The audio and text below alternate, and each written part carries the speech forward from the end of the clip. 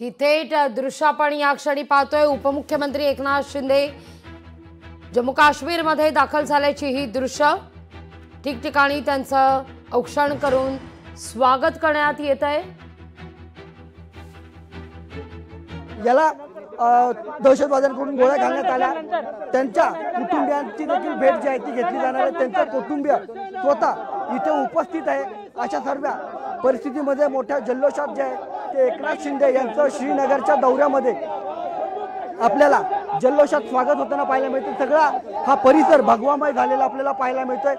सगळीकडे जे ते एकनाथ शिंदे यांचा आता इथे या स्थानिक जे आहेत ते जय जयकार करताना पाहायला मिळतात। एकनाथ शिंदे काय बोलतात का आपण पण राखी बांधी है, मुझे बहुत ही खुशी समाधान है।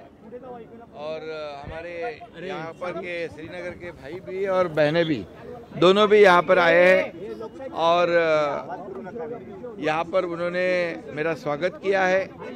और रक्षाबंधन का त्यौहार भी हुआ है, राखी भी बांधी है। ये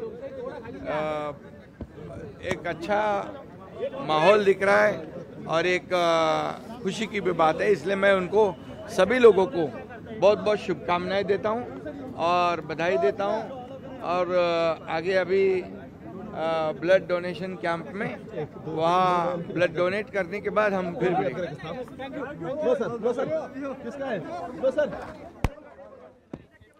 उपमुख्यमंत्री एकनाथ शिंदे श्रीनगर या ठिकाणी दाखल झाल्याची दृश्य रक्तदान शिबिराचं आयोजन करण्यात आलेलं आहे।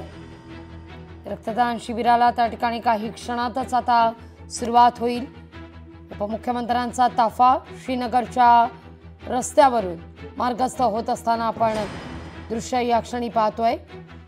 ठिकठिकाणी राखी बांधत उपमुख्यमंत्री एकनाथ शिंदेंचं स्वागत।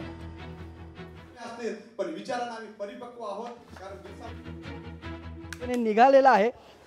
थोड्या वेळातच हा रक्तदान शिबिराला जी आहे ती सुरुवात होईल। स्वतः उपमुख्यमंत्री एकनाथ शिंदे जे आहेत ते स्वतः रक्तदान करणार आहेत, त्यामुळे विशेष महत्त्व आहे या महारक्तदान शिबिराला। खास करून जर आपण पाहिलं तर या रक्तदान शिबिरासाठी शिवसेनेने गेल्या काही दिवसापासून सातत्याने या सगळ्या परिसरामध्ये जे आहेत ते मोठं काम केलेलं आहे आणि त्यामुळे एकनाथ शिंदे यांच्यासाठी देखील हा कार्यक्रम अत्यंत महत्त्वाचा मानला जातोय। कॅमेरामॅन विनीत सोबत उमेश करंजकर, लोकशाही मराठी, काश्मीर।